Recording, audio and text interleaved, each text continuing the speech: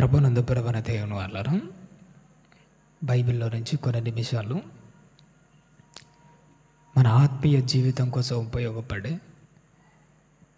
దేవుడు బైబిల్ గ్రంథమందు రాయించిన విలువైన సంగతులను మనము శ్రద్ధాసక్తులతో జ్ఞాపకం చేసుకుందాం. నేను చదువుకునేటప్పుడు ఒక చిన్న స్టోరీ విన్నాను. మీరు కూడా అది చాలాసార్లు విని ఉంటారు. అక్బరు బీర్బల్ అని చాలా ఆసక్తిదాయకమైన కథలు ఉండేవి. అప్పట్లో రాజట తన ప్రజల కోసం ఎంతో సహాయాన్ని ఆర్థికంగా పంపించేవాడు. తాను పంపించిన ఈ డబ్బులు ప్రజలకు సజావుగా కరెక్ట్గా చేరుతున్నాయో లేదని డౌట్ వచ్చిందట. బీర్బల్ను పిలిపించి ఒక పరీక్ష పెట్టాడు. అప్పుడు ఈ బీర్బల్ ఏం చేశాడట, అయ్యా నువ్వు ప్రజల కోసం డబ్బు అయితే సహాయం చేస్తున్నావు, అది ప్రజలకు చేరుతుందో లేదో ఇప్పుడే నీ ముందర ఒక లైవ్లో ఒక ఎగ్జాంపుల్గా తీసుకొని చూపిస్తానని చెప్పేసి ఆయన చేతిలో ఒక మంచు ముక్కను పెట్టాడట. అంటే ఇది ఐస్ ముక్కను. ఇది మీరు ప్రజల కోసం ఇస్తున్న సంపద. ఈ ఐస్ ముక్కను ఒక అధికారి చేతిలో పెట్టాడు. ఆయన మరొకసారి మీద అలా ఒక్కొక్క వ్యక్తిని దాటుకుంటూ వెళ్తున్నదట. అది దాటుకుంటూ ఐస్ ముక్క చివరికి పోయేసరికి ఏం మిగిలిందో తెలుసా? ఆయన స్టార్ట్ చేసింది చాలా ఎక్కువ, కానీ మిగులుతున్నది చాలా తక్కువ. చేతులు మారుతున్న కొద్దీ ఐస్ ముక్క కరిగిపోతున్నట్టు సంవత్సరాలు గడిచిపోతున్న కొలది మనలో ఉన్న విశ్వాసం కూడా ఏమైపోతుందో తెలుసా? ఐస్ ముక్క మాదిరి కరిగిపోతూ వస్తుంది, తగ్గిపోతూ వస్తుంది. అందుకే దేవుడు బైబిల్ గ్రంథము రాతపూర్వకంగా మన ముందర ఎందుకు పెట్టాడో తెలుసా?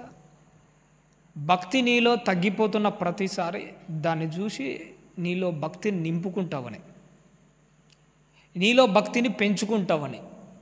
అందుకోసమే దేవుడు ప్రతిరోజు తన సేవకులు మన మధ్యకు పంపించి ఒక్కొక్క మాట మనకు ఎందుకు వినిపిస్తుంటారంటే మన జీవితము కరిగిపోతున్న భక్తి జీవితాలు లాంటివి.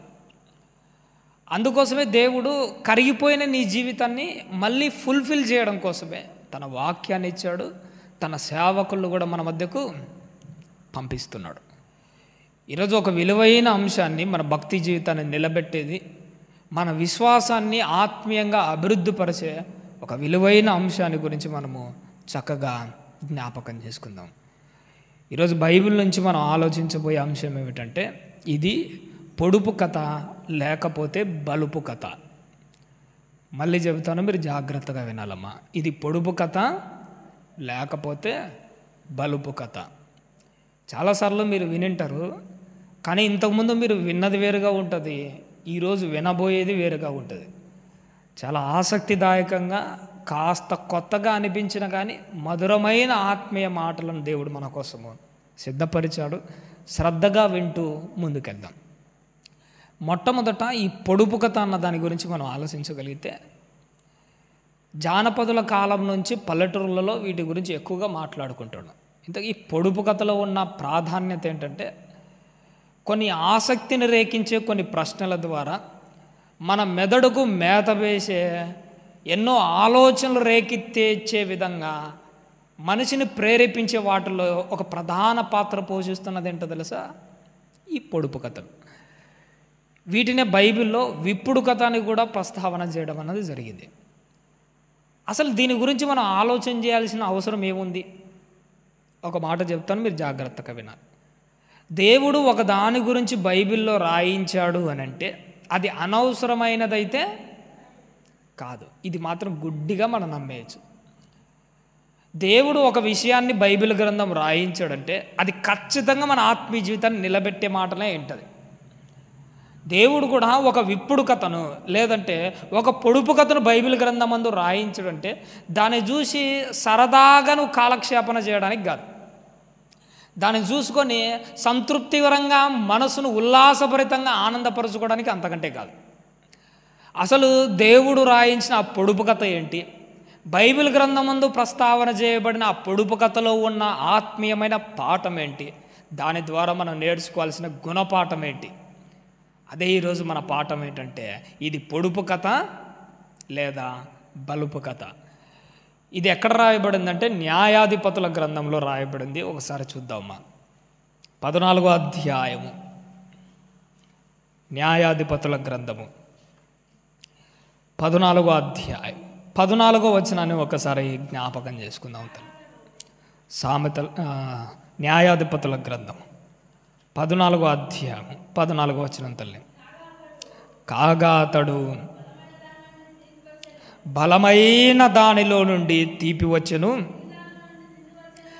తిను దానిలో నుండి తిండి వచ్చెను అనెను. 3 దినములోగా వారు ఆ విప్పుడు కథ భావమును చెప్పలేకపోయిరి. చాలు తల్లి. ఇక్కడ సాంసోను గారి జీవితంలో ఒక ప్రస్తావన విషయంలో ఇది కనబడుతుంది. ఆ విప్పుడు కథ గురించి మాట్లాడుతూ ఏమంటున్నాడు? బలమైన దానిలో నుండి తీపి వచ్చెను, తిను దానిలో నుండి తిండి వచ్చెను. ఈ సందర్భం ఏంటంటే, ఒకానొక టైంలో సాంసోను గారికి ఒక అమ్మాయి ఫిలిస్తీన్ల రాజ్యంలో నచ్చుతుంది. ఒక అమ్మాయి వాళ్ళ అమ్మా నాన్నను తీసుకొని అమ్మాయిని చూడడానికి వెళ్తుంటాడు. ఆయన వెళ్తున్న ఆ ప్రాంతం పేరు ఏంటంటే తిమ్నాతు అన్న ఒక ప్రాంతం. ఆ ప్రాంతంలో ఒక అమ్మాయిని చూడడానికి వెళ్తుంటే ఈ అడవి గుండా పోయే మార్గంలో ఒక సింహం బొబ్బరిస్తూ ఈయన మీదికి వస్తుంది. ఎప్పుడైతే ఆ సింహం బొబ్బరిస్తూ ఈయన మీదికి వస్తుందో ఈయన ఏం చేస్తాడో తెలుసా? ఆ సింహాన్ని మేకపిల్లను చీల్చి పడేసినట్టు అలా పక్కన పడేస్తాడు. ఆ సందర్భం చదివిన తర్వాత నాకు ఒక మంచి విషయం అర్థమైంది తల్లి. ఏంటంటే, నిజంగా చెప్పాలంటే ఆ సింహాన్ని చీల్చే శక్తి సాంసోనుకు ఉండదు తెలుసా? దేవుని ఆత్మ ఆయన మీదికి బలముగా కమ్ముకోవడం వల్ల ఆ సింహాన్ని చీల్చే శక్తి వచ్చింది. నీ జీవితంలో, నా జీవితంలో ఒక విషయం ఎప్పటికీ గుర్తుపెట్టుకోవాలి. ఏంటంటే, మనకు కూడా లోకల్లో శోధనలు ఎదురించుకునే ఆ శక్తి మనకు ఉండదు. వాటిని జయించే సామర్థ్యం కూడా మనకు ఉండదు. కానీ నువ్వు ఎప్పుడు జయించగలవు తెలుసా? నువ్వు ఒంటరిగా పోరాడుతున్నంత వరకు నీ శోధనలో నువ్వు జయించలేవు.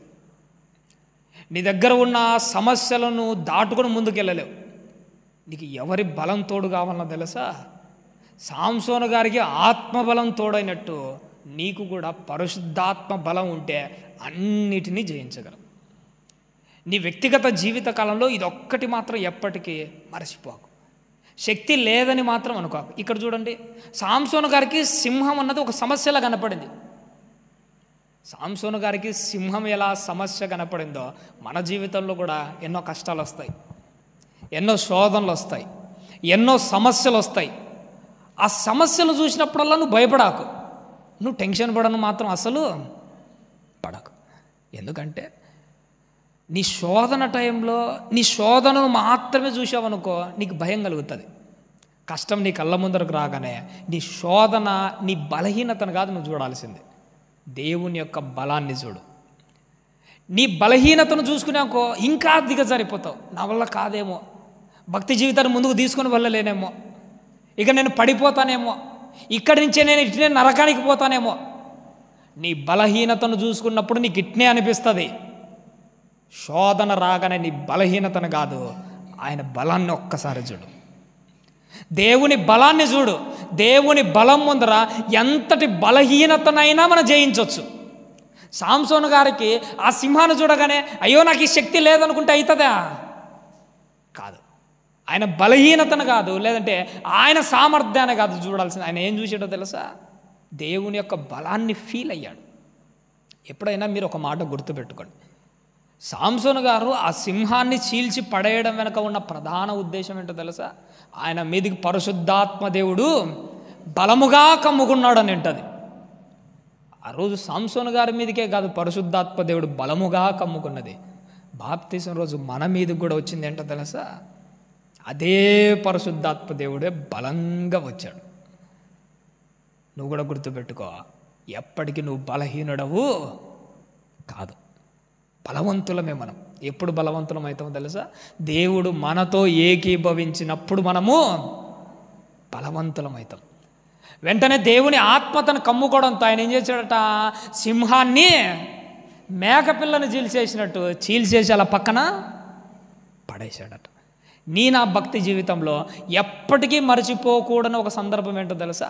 దేవుడు నీతో కలిస్తే ఎంత దానినైనా నువ్వు జయించవచ్చు. ఒకవేళ నీలో దేవుడు ఉన్నప్పుడు, దేవుని ఆత్మ నిన్ను బలముగా కమ్ముకున్నప్పుడు, నిన్ను ఎదిరించే వాళ్ళు లోకంలో నక్కలన్నీ ఏకమైనా కానీ కుక్కల్లా తోక ముడిచిపోవాల్సిందే తప్ప మరొకటేమి వాళ్ళు చేసుకోలేరు. అందుకోసం నువ్వు బలాన్ని సంపాదించుకోవాలి. ఈయన కూడా పరిశుద్ధాత్మ దేవుని సంపాదించుకున్న తర్వాత ఆయన భక్తి జీవితంలో, లేదంటే ఇంకా చెప్పాలంటే ఆయన శక్తిని సంపాదించుకొని ఆ సింహాన్ని చీల్చి పడేసాడట. కానీ విషయం ఏంటో తెలుసా? ఆయన సింహాన్ని చంపిన విషయం వాళ్ళ అమ్మ నాన్నకు చెప్పాడు. ఆ సింహాన్ని అలా పక్కన ఇడిసిరేసి వెళ్ళిపోతాడు, తన పనిని ముగించుకుంటాడు. తర్వాత కొంతకాలం తర్వాత ఏం చేస్తాడంటే అదే దారి గుండా ఒకానొక టైంలో మళ్ళీ పోవాల్సిన పరిస్థితి వస్తుంది. వచ్చినప్పుడు అరే ఒకప్పుడు నేను సింహాన్ని చంపాను కదా, దాని కథ ఎలా ఉంటుందని ఒక్కసారి అలా సైడ్కు చూశాడు. అప్పటికి అది ఏమైపోయింది తెలుసా? కుళ్ళిపోయింది. ఎప్పుడైనా దాన్ని చూసినప్పుడు నాకు ఒకటి అనిపిస్తుంటుంది తల్లి, సాంసోను గారు పక్కన పడే సింహమే 2 రోజులు 3 రోజులు కుళ్ళిపోయి ఉంటే, ఒకవేళ నిన్నే దేవుడు పక్కన పడేస్తే, నీ జీవితాన్నే ఇల్లు నాకు పనికిరాని పాత్ర అనుకుని పక్కన పడేస్తే, అసలు నిన్ను కాపాడేవాడు ఎవరన్నా ఉంటారా? దేవుడు తన స్వహస్తాలతో నిన్ను పక్కన పడేయకుండా చూసుకో. సాంసోను గారైనా సింహాన్ని ఎలా ఉందని పక్కన పడేసిన దాన్ని చూశాడు. యేసుక్రీస్తు ఒకానొక టైంలో ఒక అంజూరపు చెట్టును చేపించాడు, చూశాడా? ఆ దారి గుండా పోయేటప్పుడు యేసుక్రీస్తు దాని వైపు ఒక చూపైనా చూశాడా? లేదు. సాంసోను గారైనా చూస్తాడు, పక్కన పడేసిన యేసుక్రీస్తు ఎప్పటికీ చూడడు. నీ జీవితాన్ని పక్కన పడేయకుండా చూసుకో, ఆ స్థాయి రాకుండా చూసుకో. మొత్తానికైతే సింహాన్ని చూశాడట, అప్పటికి అది కుళ్ళిపోయింది. ఆ కుళ్ళిపోయిన ఆ ఎముకల తట్టకు ఒక తేనె తెట్టె అన్నది పెట్టుకోవడం అన్నది జరిగింది. చూశాడు, ఆ తేనె ఈగలను తీసేసి ఆ తేనెను కాస్త తీసుకొని అలా తింటూ తన మార్గము గుండా పోయాడు. ఇప్పుడు సందర్భం అంత అర్థమైంది కదా. ఇప్పుడు ఆ పదాన్ని ఆ ఊరిలో ఉపయోగిస్తున్నాడు. మళ్ళీ చదువుతల్లి, న్యాయాధిపతుల గ్రంథము 14వ అధ్యాయము 14వ వచనం. కాగా అతడు బలమైన దానిలో నుండి తీపి వచ్చెను, తిను దానిలో నుండి తిండి వచ్చెను అంటున్నాడు. ఇక్కడ పొడుపు కథను సాంసోను గారు ఎలా అల్లాడు అనుకుంటున్నారు? తన కళ్ళ ముందర జరిగిన ఒక సిచ్యువేషన్ను పొడుపు కథకు ఏం చేస్తున్నాడు? ఆయన లింక్ చేసి మాట్లాడుతున్నాడు. ఇక్కడ నీ ఆత్మీయ జీవితంలో ఒకటి గుర్తుపెట్టుకోవాలి, నీ కళ్ళ ముందర కూడా ఎన్నో సిచ్యువేషన్స్ జరుగుతుంటాయి, నీ కళ్ళ ముందర కూడా ఎన్నో పరిస్థితులు జరుగుతుంటాయి. సాంసోను గారు తన కళ్ళ ముందర జరిగిన ఆ సిచ్యువేషన్ను పొడుపు కథకు లింక్ చేశాడు. నీ కళ్ళ ముందర జరుగుతున్న సిచ్యువేషన్లో నీ ఆత్మీయ జీవితానికి లింక్ చేసుకోవాలి. ఒకడు భక్తి జీవితంలో కొనసాగుతున్నాడు, ఉన్నట్టుండి పడిపోయాడు అనుకో, దాన్ని చూసినప్పుడు నువ్వేమనుకోవాలో తెలుసా? ఒకవేళ నేను కూడా వాళ్ళ మాదిరే ఉంటే నా బతుకు కూడా అంతే. ఒకడు ధనం వెంట పరిగెత్తి పరిగెత్తి పరిగెత్తి ఆయుష్నంతా అయిపి చేసుకొని అలసిపోయి సొలసిపోయి నేను ఏమి సంపాదించుకొని తీసుకొని పోలేకపోతున్నాను, అలసిపోయి చచ్చిపోవాలని చూసి నువ్వు ఒక పాఠం నేర్చుకోవాలి. ఇదే కాదు, నీ కళ్ళ ముందర ఏదన్నా జరగనిలే, ఒక వ్యక్తి పుట్టినా ఒక వ్యక్తి చచ్చిపోయినా సిచ్యువేషన్ ఏదైనా కానీ ఆ సందర్భాన్ని నువ్వు ఎలా అమలు చేసుకోవాలి? నీ ఆత్మీయ జీవితానికి అమలు చేసుకొని నిన్ను నువ్వు ఎలా కాపాడుకోవాలో, నిన్ను భక్తిలో ఎలా పెంచుకోవాలో సిచ్యువేషన్ బట్టి దేవుని గురించి ఆలోచన చేస్తూ రావాలి. బైబిల్ గ్రంథంలో గలతీయులకు రాసిన పత్రికలో ఒక మాట ఉంది, ఇది ఇక్కడే పెట్టుకోండి అమ్మా, నేను మళ్ళీ వద్దాం ఇక్కడికి. 6వ అధ్యాయం గలతీయులకు రాసిన పత్రిక 1వ వచనాన్ని ఒక్కసారి జ్ఞాపకం చేసుకుందాం. గలతీయులకు రాసిన పత్రిక 6వ అధ్యాయము 1వ వచనం. తల్లి, సహోదరులారా, ఒకడు ఏ తప్పిదములోనైనను చిక్కుకొనిన ఎడల ఆత్మ సంబంధులైన మీలో ప్రతివాడు తానును శోధింపబడునేమోనని తన విషయములో చూచుకొనుచు. ఎవరి విషయంలో చూసుకోవాలట తల్లి? అది తన విషయంలో చూసుకోవాలట. ఎప్పుడైనా కానీ నీ ఆత్మీయుడు నీ ముందర కొనసాగుతున్న ఒక సహోదరుడు పడిపోయాడు అనుకో, పడిపోయిన వాడిని చూడమంటున్నాడా, వాడు పడిపోయిన దాన్ని బట్టి నిన్ను నువ్వు చూసుకుంటున్నాడా? మన సిచ్యువేషన్ ఏంటో తెలుసా? ఎవడైనా ఒకడు ఆత్మీయులు, మన సహోదరులే, లేదంటే మన అక్క కావచ్చు, మన ఆత్మీయుడు ఆయన చెల్లి కావచ్చు, భక్తి జీవితంలో కొనసాగుతుంటుంది, ఉండి పడిపోయింది అనుకో, మనం ఏమనుకుంటాము, నాకు ఎప్పుడో తెలిసి ఈ అమ్మాయి బాప్తిసం తీసుకునేటప్పుడే ఇన్ని రోజులు నిలబడతాదని నాకు నమ్మకమే లేదు, ఈ అమ్మాయి పడిపోతుంది, ఇప్పుడు చూసావా పడిపోయింది. పడిపోయిన వాళ్ళని చూసి ఏం చేస్తుంటామో తెలుసా, మనము చులకనగా మాట్లాడుతుంటాం. ఒక మాట గుర్తుపెట్టుకోండి, ఒక వ్యక్తి పడిపోయినప్పుడు చులకనగా మాట్లాడడం దేవునికి అస్సలు నచ్చదు. ఎందుకంటే నువ్వే ఎన్నిసార్లు పడిపోలేదు, నేను ఎన్నిసార్లు పడిపోలేదు. మనం మంచోళ్ళమైతే పక్కన వాళ్ళ గురించి మాట్లాడు. నువ్వు పడిపోయినప్పుడు దేవుడు ఎప్పుడైనా నేను చులకనగా చూశాడా? నీ సహోదరులు, నీ ఆత్మీయులు భక్తి జీవితంలో పడిపోయినప్పుడు ఎప్పుడు చులకనగా మాట్లాడకూడదు, చులకనగా చూడకూడదు. రెండో విషయం ఏంటో తెలుసా? వాళ్ళు పడిపోయిన తర్వాత ఒకవేళ ఆత్మీయ జీవితంలో వాళ్ళు దిగజారిపోతే నువ్వేం చేయాలట, వాళ్ళని బట్టి నేను ఆ విషయంలో పడిపోతానేమోనండి, మొట్టమొదట నిన్ను నువ్వేం చేసుకోవాలట, సరి చేసుకోవాలి, ప్రొటెక్ట్ చేసుకోవాలి. నీ కళ్ళ ముందర ఏదైనా జరిగిపోనిలే, అతడు పడిపోయాడా, ఓయమ్మో నేను అతని మాదిరే ఉంటే నేను కూడా పడిపోతా. ఒక వ్యక్తిని నువ్వు ఆత్మీయ జీవితంలో నిలబెట్టాలంటే ముందు నిన్ను నువ్వు ప్రొటెక్ట్ చేసుకుంటూ అతన్ని నిలబెట్టడానికి ట్రై చేయాలి. ఈ మధ్య ఎలాంటి వాళ్ళు తెలుసా? ఒక వ్యక్తి పడిపోయాడు అనుకో, ఒక వ్యక్తి లోకంలో తిరుగుతున్నాడు, మన వాళ్ళు ఎలాంటి వాళ్ళు, ఎలాగైనా ఆ వ్యక్తిని దేవుళ్ళకి తీసుకొని రావాలని వాడితో సహవాసం చేస్తూ వాడితో తిరుగుతూ కొంతకాలం తర్వాత ఈడు కూడా వాడితోనే కలిసిపోతున్నాడు. నిజంగా ఒక మాట చెప్పాలంటే పాపానికి ఆకర్షణ శక్తి ఎక్కువ. అందుకోసమే ఒక వ్యక్తి పడిపోయినప్పుడు ఆ వ్యక్తిని నువ్వు ఆత్మీయ జీవితం నుంచి బయటికి తీసుకొని రావాలని నువ్వు అనుకుంటే ముందు నిన్ను నువ్వు ప్రొటెక్ట్ చేసుకుంటూ ఆ వ్యక్తిని తీసుకురావడానికి ట్రై చేయాలి. ఉదాహరణకు ఒక వ్యక్తి కరెంటు తగిలింది అనుకోండి, కరెంటు ఒక్కసారి పట్టేసింది అనుకోండి, అది ఎట్టి పరిస్థితిలో విడిచిపెట్టు. ఒక వ్యక్తి కరెంటు పట్టేసి అతడు విలవిల్లాడిపోతున్నా నువ్వు జాలి తెలిసి పరిగెత్తుకుంటూ పోయి పట్టుకొని కాపాడాలని ప్రయత్నం చేస్తావా? లేదు తెలుసా? ఒక వ్యక్తిని నువ్వు కాపాడాలనుకుంటే ముందు నిన్ను నువ్వు ప్రొటెక్ట్ చేసుకుంటూ ఆ వ్యక్తిని కాపాడాలి. భక్తి జీవితంలో కూడా ఇలాంటిదే. ఒక వ్యక్తి ఆత్మీయ జీవితంలో పడిపోతున్నాడా, ఆ వ్యక్తిని లేపాలనుకుంటున్నావా, మొట్టమొదట నువ్వు ఆ తప్పిదంలో ఎక్కడ పడిపోతావేమోనని నిన్ను నువ్వు ప్రొటెక్ట్ చేసుకుంటూ ఆ వ్యక్తిని కాపాడే ప్రయత్నము చేయాలి. లేదంటే నువ్వు కూడా వాళ్ళతోనే కలిసిపోతావు. యేసుక్రీస్తు వారు అంత పర్ఫెక్ట్గా మనం ఏమన్నా, ఆయన పాపులతో తిరిగి పాపులను పరిశుద్ధులుగా మార్చాడు. మనం ఎలాంటి వాళ్ళము, పరిశుద్ధులతో తిరుగుతున్నా కానీ పక్కాగా పాపం చేయకుండా ఉండలేని పరిస్థితి.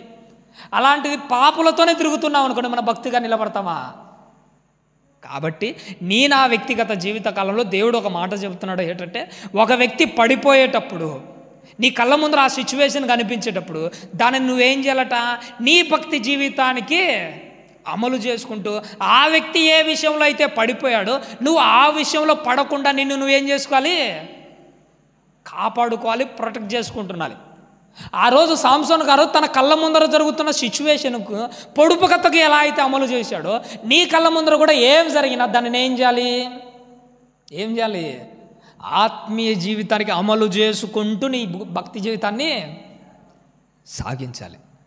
నేను కూడా వాక్యపరిచర్య గురించి నేను ఎప్పుడు ఒక మాట అనుకుంటున్నాను. ఎందుకు మేము బోధ చేస్తుంటాం కదా, మా బోధ అందరూ ఏమంటారంటే, బ్రదర్ మీరు అన్ని జనరల్గా చెప్పినట్టే ఉంటుంది కానీ అదేదో కొత్తగా అనిపించినట్టు ఉంటుంది బ్రదర్ అని చాలామంది అంటుంటారు. యూట్యూబ్లో కూడా చాలామంది కామెంట్లు పెడుతుంటారు. దీని వెనక ఉన్న ప్రధాన ఆలోచన ఏంటో తెలుసా? నేను ఓపెన్గానే మాట్లాడుతున్నా. ఇది పౌలు గారు చూపించిన మార్గం.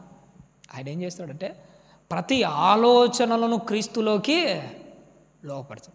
మన కళ్ళ ముందర ఒక సిచ్యువేషన్ జరుగుతుందా, ఆ సిచ్యువేషన్ను ప్రభువులోకి వాడితే ఎలా ఉంటుంది, భక్తి జీవితంలోకి మలిస్తే ఎలా ఉంటుంది, ఇది నా ఆత్మీయ జీవితానికి అమలు పరుచుకుంటే ఎలా ఉంటుంది అని ఆ ఆలోచనలకు ఏం చేస్తున్నారంటే వాక్యంలోకి కలిపి దాన్ని పదును పెడుతుంటాం. అందుకోసమే దేవుడిచ్చే ఆలోచనల ద్వారా, దేవుడు చూపించిన మార్గాన్ని బట్టి దేవుడు నడిపించే ఆ మాటలే మనం మాట్లాడతాం తప్ప మరొకటేది మాట్లాడు. అందుకోసమే సాంసోను గారి జీవితాన్ని గురించి ఇట్లా ముందర పెట్టుకొని ఆలోచన చేసిన తర్వాత నీ కళ్ళ ముందర ఏది జరిగినా కానీ దాన్ని ఏం చేయాలి? పొడుపు కథ కాదు అమలు చేసుకోవాల్సింది, ఆత్మీయ జీవితానికి అమలు చేసుకో. ఈయన చెప్పిన ఆ పొడుపు కథ, అందులో ఉన్న పరమార్థం ఏంటో ఒక్కసారి మళ్ళీ న్యాయాధిపతుల గ్రంథానికి వచ్చి చూద్దాము తల్లి. 14వ అధ్యాయము 14వ వచనం తల్లి. కాగా బలమైన దానిలో నుండి తీపి వచ్చును, తిను దానిలో నుండి తిండి వచ్చును అనను. చాలా తల్లి. ఈ సందర్భము ఆయన చెప్పిన భావం మీకు తెలుసు కదమ్మా. బలమైన దానిలో నుండి తీపి వచ్చును. బలమైనది అంటే ఏంటి? అక్కడ సింహం. సింహంలో నుంచి వచ్చిన తీపి ఏంటి? తేనె. రెండో మాట కూడా మాట్లాడు, ఏమన్నాడు? తిను దానిలో నుండి తిండి వచ్చింది. తినుది అన్నది ఏంటి? అక్కడ సింహమే. సింహం ఏం చేస్తుంది? జంతువులన్నిటినీ తినేస్తాయి. తిను దానిలో నుండి తిండి వచ్చును. వచ్చిన తిండి ఏంటి? తేనెనే. బలమైనది అన్నా సింహమే, తీపి అన్నా కానీ తేనె. ఇలా తినుది అనగానే సింహమే, అలాగే ఇంకొకటి ఏంటి? తిండి అనగానే తేనె గురించి. రెండు దానిల యొక్క భావము ఒకటే. ఇక్కడ మనం ఆలోచన చేయాల్సిన ఒక ఆత్మీయమైన విషయం. దీని భావం అర్థమైంది కదా.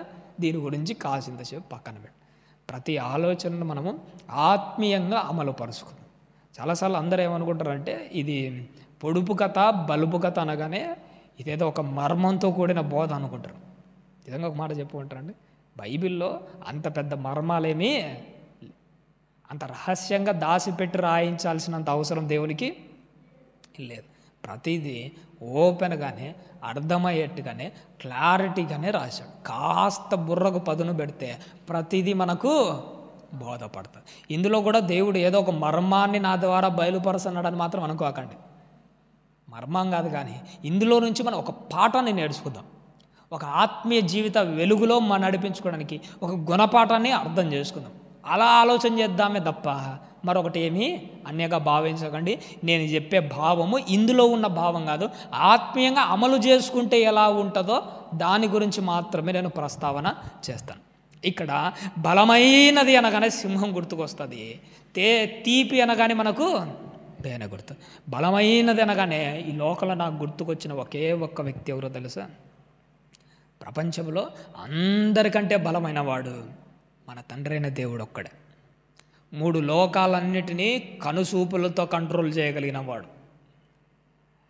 ఆయన ఎంత భయంకరుడు, ఎంత బలవంతమైన వాడు అని అంటే, అసలు ఆయనంత బలవంతమైన వాడు, బలం కలిగిన వాడు ఇంకెవడు లేడు. హెబ్రీలకు రాసిన పత్రికలో ఒక మాట రాయబడిందమ్మా ఆయన గురించి. 10వ అధ్యాయము హెబ్రీలకు రాసిన పత్రిక 31వ వచనాన్ని ఒక్కసారి జ్ఞాపకం చేసుకుందాం. హెబ్రీలకు రాసిన పత్రిక 10వ అధ్యాయం 31వ వచనం తల్లి. జీవము కలిగిన దేవుని చేతిలో పడుట ఏమంటున్నాడు తల్లి? భయంకరం.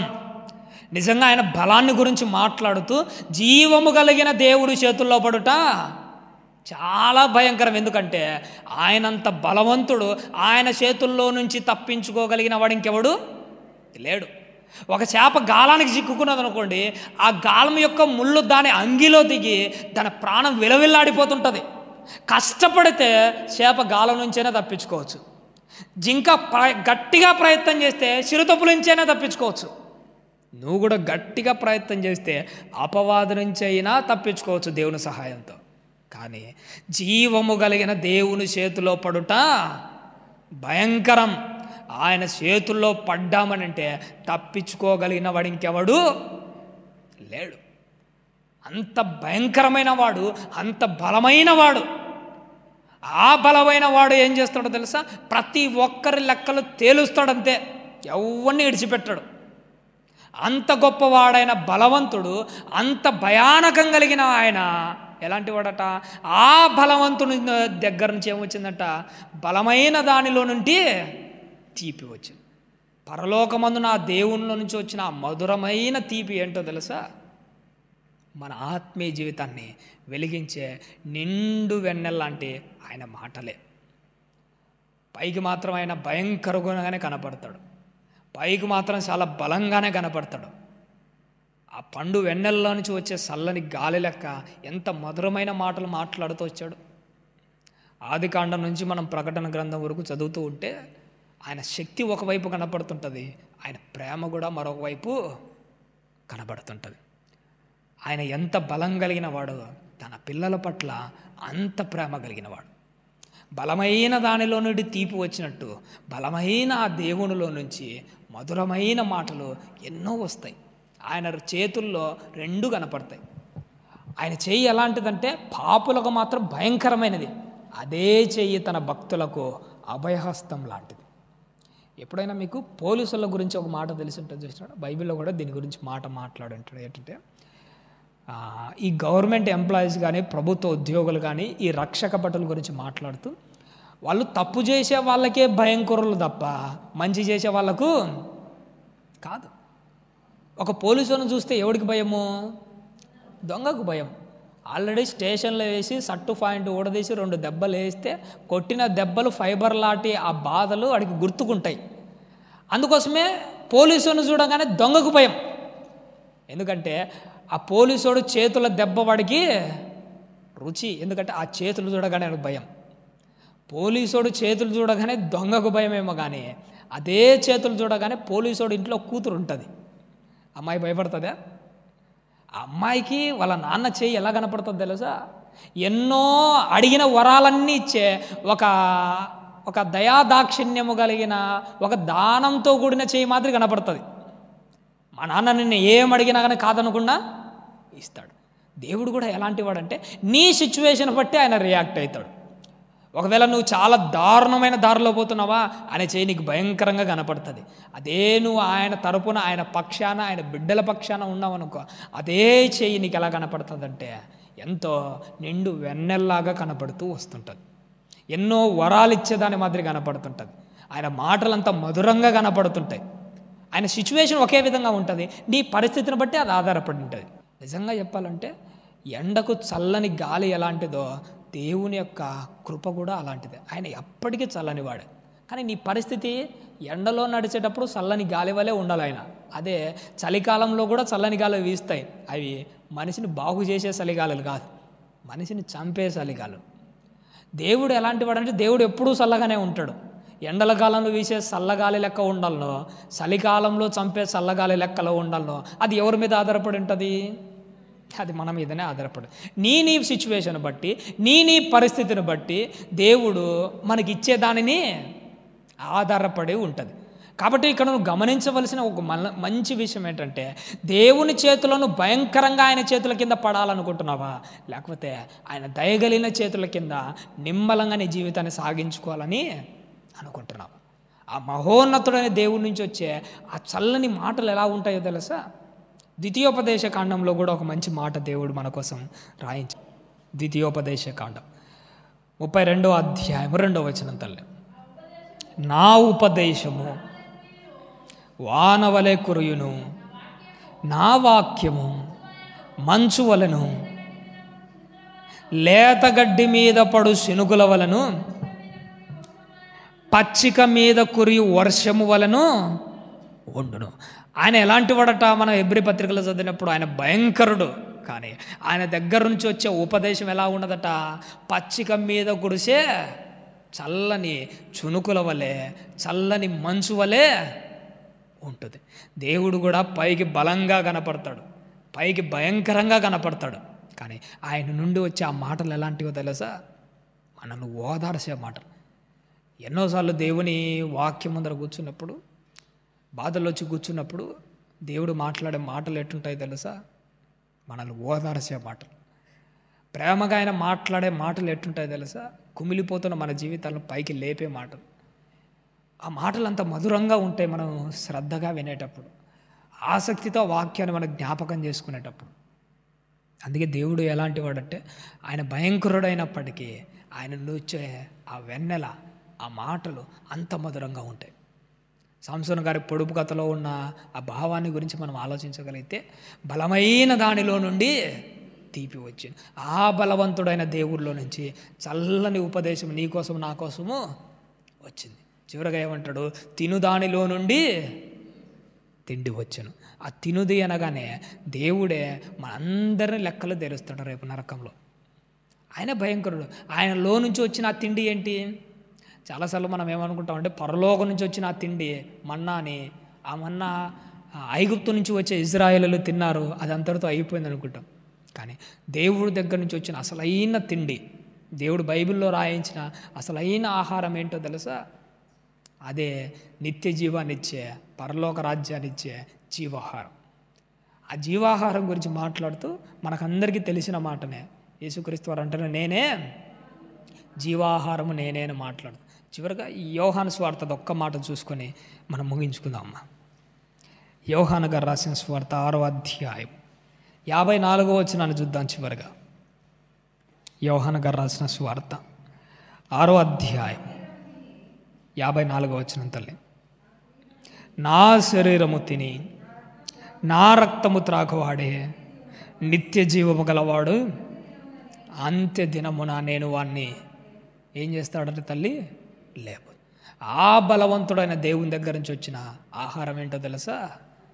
జీవాహారం. అదే యేసుక్రీస్తు వారి శరీరము, ఆయన రక్తం. ప్రభు అంటున్నాడు, ఎవడైతే పరిశుద్ధంగా ఆత్మీయంగా తన వ్యక్తిగత జీవిత కాలంలో ప్రభు యొక్క రొట్టె ద్రాక్ష రసాన్ని సంపూర్ణంగా ప్రేమతో విశ్వాసాలతో ఆచరిస్తాడో వాడిని ఏం చేస్తాడట? అంత్యదినమున వాడిని లేపుతాడు. ఒక్కసారి మన గుండెల మీద చేసుకుని ఒక్క మాట ఆలోచన చేసుకుందాం. అసలు మనం ప్రతి ఆదివారం ప్రభు బల్లలో ఎందుకు చేస్తున్నాము? ఎందుకు వేస్తున్నాము? అంత్యదినమున దేవుడు నన్ను లేపుతాడన్న విశ్వాసంతోనే ప్రభు బల్లలో చేస్తున్నామా? మన తాత్పర్యం ఏముంటుంది తెలుసా? వారమంతా తప్పులు చేసిన తప్పులన్నిటినీ కడిగేసుకోవడానికి ఆదివారము ప్రభు బల్లలో చేస్తున్నాం. కానీ దాని ప్రాధాన్యత, దాని యొక్క విలువను దేవుడు చెబుతూ అది ఎందుకు తీసుకోవాలట?